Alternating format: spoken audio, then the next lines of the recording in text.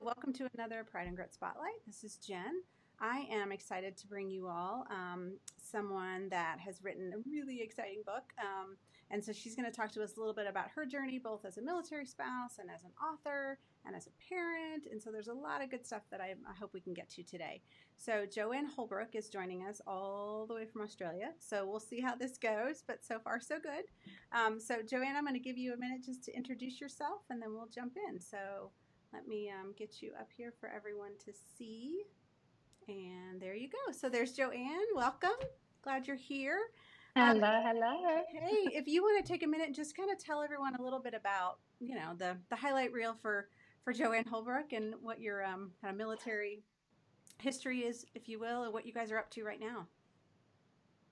Yeah. So my journey is actually, I'm South African. So I'm 26. Sold everything, wanted an adventure, moved to London, met my husband literally on the streets of London. And basically that's how our dating started, was just travel and all of that. So we were destined for travel, him and I. Right. So we have only been a military spouse for 15 years. He's been in the military for 24. So I sort of, got the later end of it. Which is not a bad thing, right? I became a military spouse. No, I think I lucked out on that one. Yeah. Became a military spouse, moved to America, which was for me insane, a big change.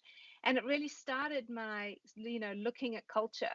And enjoying that. So, but love being a military spouse. I think it was something I needed, because there's so many pros to being a military spouse. There's so many pros to our life. So,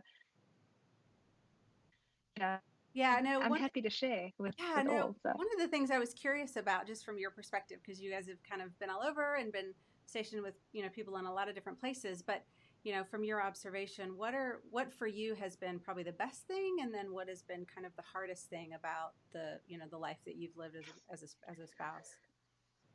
Yeah, well, we've moved a load of times. We've lived in 5 countries and 5 different American states. And I think the best thing is that no matter where we are, I always have people who have my back. We all do. Whether we like the person or not, if something happens, we always have someone. And I think that's unusual in this world. I don't think people value that enough, that if something happened and I needed someone, you have your military spouses that you can call on and they will be there. And I think that's so unusual. And sometimes we take that for granted, but that's a big, big thing, to have that community. One of the struggles, I think, is as spouses, our service member moves somewhere and they get given a life, they get given a job, they get given everything they need. With the spouses, we have to uproot our lives and find our own way, find our own community, find our own everything, find the dentist, and I think that's quite hard, and 24 months, and it gets exhausting just to always be looking, I always feel like I'm at a loss, like everyone else knows more around me than I do. So I think that's hard for military spouses, over time it wears on you. So I think we all struggle with that, though. Yeah. No, I think it's funny you say that about over time, because I think in the earlier years, I think I really had this idea that it would get easier, like I'd get better at it, or I'd be more efficient with it, or I don't know, that it wouldn't bother me, to kind of uproot. But I almost feel like it's the opposite, where it seems like it has this cumulative effect, where it isn't. And how many times? Because it's the same thing every time. I think we've moved 7 times, a few behind you guys, but it's still the same steps. The steps don't change. The number of steps don't go down just because it's a different place, I think maybe you get better at resourcing and better at knowing where to go for the information, but the steps are still the same. So,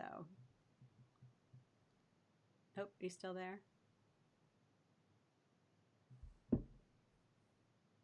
Did we lose you? Oh, there you are. There? Oh, there you are. There you are. Oh, sorry. No, that's bound to happen. It's a pretty good distance. It's amazing. Yeah, yeah, yeah, It's amazing I yeah. actually get to Australian talk to you. path. Like, it's so But a complete think we get better at ask what questions to ask. I hmm think that's all that gets easier is you know what to ask. But when people say to me all the time, "Oh, you must be used to it by now," I mean, literally just want to laugh in their faces and go, "I'm not sure how that's possible." But right. but we just know what questions to ask, and we get better at making it look easy, I guess. Yeah, no, I think that there is some truth to that. But so let's talk a little bit about kind of your latest adventure and what you're into now. So the book that you've written is called Passport to Parenting, and is very much, it seems, rooted in kind of your experiences and your travels and where you've been. So tell everyone a little bit about kind of how that path came to be. Have you always wanted to do that? Was that something you recently kind of came into as an idea, or what was the evolution Mhm. that for you, having wanting to be a writer and actually be published? I think it's sort of, I always call myself the accidental author because I think it was sort of writing itself through the moves. Mm-hmm. Because I always felt, like I said, at a loss, that I always had to ask questions. Where's where's the Home Depot? What is it called? Where do I buy curtains? Where do I go to the dentist? Eventually, I started asking people, how do you do this? And realizing that culture each was affect parented. And I started seeing really great things come out of these women that I was meeting around the world, trying to understand their culture, because your kids go to school. When we were in England, they went to an English school. I, as a mother, had to adapt to the culture to put my child in that school. So I started asking questions. And that's when it started coming out, was when I did ask questions, some of the answers were incredible. Mm, And I just started keeping these stories, and I would meet somebody and they would say something, and I would be like, "Oh, this woman told me this." And they would be like, "Wow, that's really an amazing piece of advice. I'd never mm, seen parenting from that angle." And over the years, I kept on doing this every 24 months, moving to a new country. And then I started playing a game. It started becoming this fun thing for me, of anyone I could meet. I'd be like, a really great relationship with your adult children. How did that happen? And trying mm-hmm. to women love to share. That's what we do. And so the book is written through these stories, through the cultures of these people that we meet. And one particular I can share now that I really feel like has a lot to do with military children, was when I moved to Australia. I met this woman who was a missionary, and she had grandkids. She was at that phase of her life, and she had great relationship with her adult children. But they moved all over the place. They moved all over South America, all over the US, all of this. And I said to her, how do you think the moving impacted Mm, your kids over the years? yeah. And what do you wish someone had told you when they were sort of, my kids' age, which is now 11 and 13? What do you wish that you had known then, that this lifestyle could have, offered you? And she gave me the best advice ever. She said, and I really feel like this is true for military children, which we don't actually think about. So when you don't move, you rely on the village, on the community to build your child. You send them to church. You hope that that person's going to instill values in that child that you want. You send them to school, and you hope that they're going to instill values in that child that you want. And so, you hand them to your parents, to the in-laws, to the aunts, the uncles, and this village raises the child. Right. But what happens with us, because we don't have that, only, us, our family. She said she built her family with an endoskeleton, not an exoskeleton. And I really felt like this was such a powerful thing, because she said, when you move around, all you have is the family. So the family is built from the inside out, not the outside in. Mm, And I hmm. feel like that is what happens with military children, is they're very strong because they've only had the immediate family, and we build them inside out. Right. So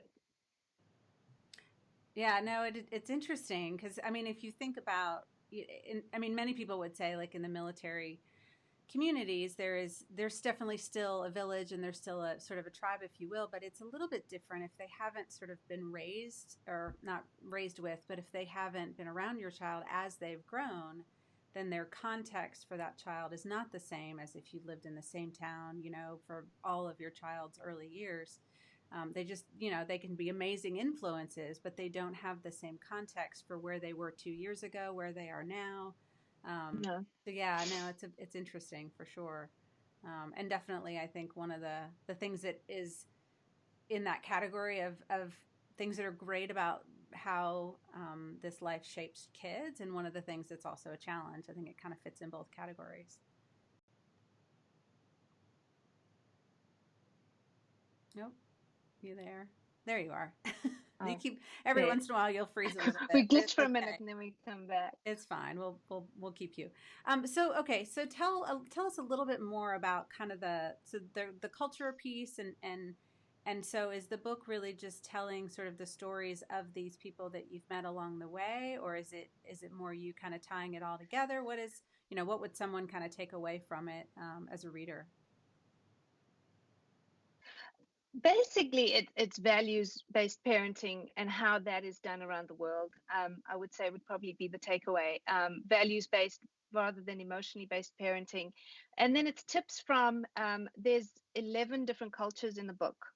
Hmm. So, and basically, the takeaway that I would want people to take away from this is that there's more than one way to be a good parent. You know, that knowing how other people do it sometimes helps you design your own way. You don't have to raise your children the same way that your parents raised you, or Mm-hmm. often that happens a lot. And Mm-hmm.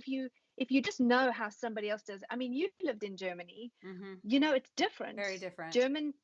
German parents teach much more independence than we teach in America. um, German parents definitely take time out for themselves.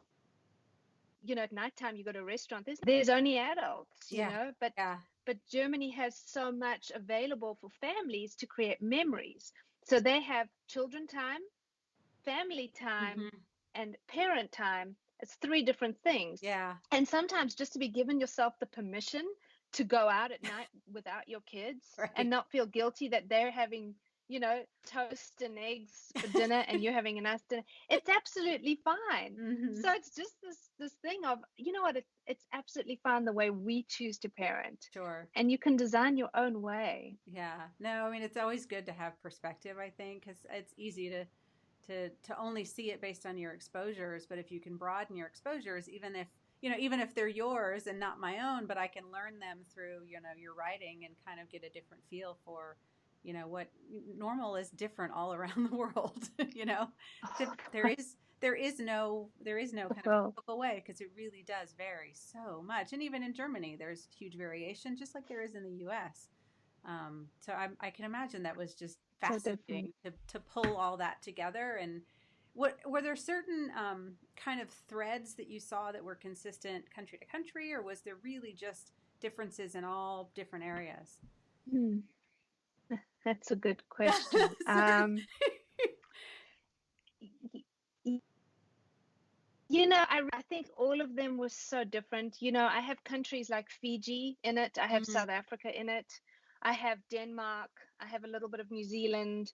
Um, the thread I found, and I said it before, is values. mm, It's how values are taught. And I think that a lot of us, we don't think 10 years ahead for our kids. What values do we want to instill, um, to have a knock-off effect for the next 10, 20 years for that child. And I found like some of the rich cultures, like the Fijian culture, um, they taught it from a very young age on how not to think about yourself first, but to think about others. mm, Your community is more important than your own needs. right. In the book, it's a beautiful story that I learned from a man in his 20s. He told me about how he was brought up, that if he complains, it's going to affect the whole village. Therefore, he must understand that the whole village is suffering. He must just make sure the village is strong. So Mm, I think forward thinking parenting from a lot of these people, no, and values based planning, you know, right. almost planning your parenting. And that's what I saw through the book, was the fact that these parents that I found had actually planned who they wanted to raise in the next 10, 20 years Yeah, it's and interesting. started early. It is interesting because every once in a while I'll see something kind of come across that talks about the idea of raising, and we've talked about it in our house, we're raising, when the kids are frustrated with something that, a rule that they don't like or whatever, but just the idea that, we're raising you to be good humans, we're raising you to be a good husband or, a good wife and a good Mm, sister to your adult brother or, vice versa. We're raising you beyond for these other roles that you're going to have to be a good employee, to be a good member of the community. Those are all things that we want for them. But you're right, like it's so easy and somewhat natural to like get caught up in today I just have to get through the things today, yes. but really being able to Yes. to have a focus on what comes after that. What's the long-term implication of X or Y, and what is the trait that I'm trying to kind of nurture in this 8-year Yeah. old or this 10-year old or this 12-year old, not just now but for later. I think that's it's really I find that a really interesting thing, so I'm sure I'm going to love reading the Well, I hope so. I hope book. so. But yeah, it's basically just planning adult child to be is really what I found. Um, because they're going to be adults much longer than they're going to be children, Right. So give them an amazing childhood, but prepare them, and that's what the advice and tools, and there's worksheets in it, and there's lessons learned, so there's reference stuff that you can go back to. But it's all about preparing for your adult child. Mm-hmm. No, I love that. Oh, I'm so excited. So And tell, with that child, yeah. sorry, I think I cut you off on accident, but tell us a little bit about kind of the writing piece, the writing journey. Like, how long have you? I mean, I know you've been collecting these stories, but and I'm sure there's other people out there that have these passions, and we talk a lot on Pride and Grit about kind of nurturing those passions and using them to carve your path so that you can, continue on to the next duty station, but still have a path that follows you. So, do you see Yeah. yourself as an accidental author, as you said, but do you see yourself doing it again? Is this something that is now, kind of part of who you are, and something you'd want to continue, or was this kind of just situational, if you will? My I'm a theater major. I work in theater normally, but I think that my life, I talk about my life living in the apartheid in South Africa, through the segregation, and it was terrible time, and how we weren't allowed to speak to anyone who wasn't like us. Mm, And I really, once the apartheid had lifted and I was allowed to speak to um, any race, mm-hmm. I realized that I had been that I had had relationships stolen from me. Right. And that was actually that happened in school. I started just wanting to learn about how everyone else did it. So I think I've always had a side passion for culture. It made me go and travel and all of that because I never wanted to live in a community again where I was only allowed to speak to people like us. Sure. So that was really the start of the book in high school, Mm-hmm. probably. But I just enjoy culture. I literally just travel is not for tours. I travel just to meet people because that's what I adore. So I think, yeah, it's been coming, but I never thought I would do the book. And actually, I have two military spouse friends to thank for this opportunity because, I mentioned something to someone and they said, let me introduce you to this person. You know how it happens. And they Totally. said, let me introduce you to this person. And the next thing, I met another woman who I literally met for 5 minutes. Let me introduce you to my editor. I pitched the idea of the editor, and the next day I had homework on my desk that he wanted me to do. And every Monday I met with him and we did it. And then he took me to a publisher and Oh, everything else. So it literally, if it that's wasn't for my military spouse sisters, this wouldn't be again, another great reason. But it once I started writing, it was just these stories just poured out of me, Mm-hmm. and then I had the goal that within a year I would be holding a book. Ah, So, and that was last March the book. It happened. It happened. But I think it's been a long time coming sure. without knowing it. Right. Yep. But it is going to it. Yeah. And I think, like I said, it surprises me that I'm even here, but I'm really excited. Absolutely. People want me to come and talk to things, and it's starting to become um, more, Mm-hmm. you know, really much more Bec- than I Becoming expected. real. No, that's Yeah. exciting. So tell everyone kind of the timeline for if they want to get a hold of the book, and we'll kind of wrap up here in a minute. But just tell everyone how they can find you and how they can find more information on the book specifically. Yeah, at the moment, which means you'll get the first batch that comes out on my website. It's $20 plus shipping, and then you get the first batch that comes out if you pre-order. Otherwise, it will be in March, probably second week in March, around there, that it's going to be available straight away. It will be available on Kindle too, because I have quite a big international Mm-hmm. audience as well. So it will be available worldwide on Kindle, on Apple Books, and on some other things, Yep. all worldwide. So that'll be happening. And then it'll be in softcover first. Later, it'll be in hardcover. And within the next year, it'll probably be on Audible as Oh, well. fabulous. Yeah, I Yeah, love my audibles. I do too. Awesome. And then tell me the Yeah. website again if folks wanted to find that. It's your passport to parenting.com. So Okay. it's your passport to parenting.com. Awesome. And we'll of course link to it in the And Yeah, and I have a page on Instagram and on Facebook. It's just as well, Your Passport to Parenting. And yeah, I put things up there all the time, chatting about little tips and advice that I share from all around the world. So Do you find that now that you've kind of given up all those ideas, are you still like, ooh, this would have been great for the book? And like, are you still kind of finding yourself collecting them yes, almost more so than you did before? yeah.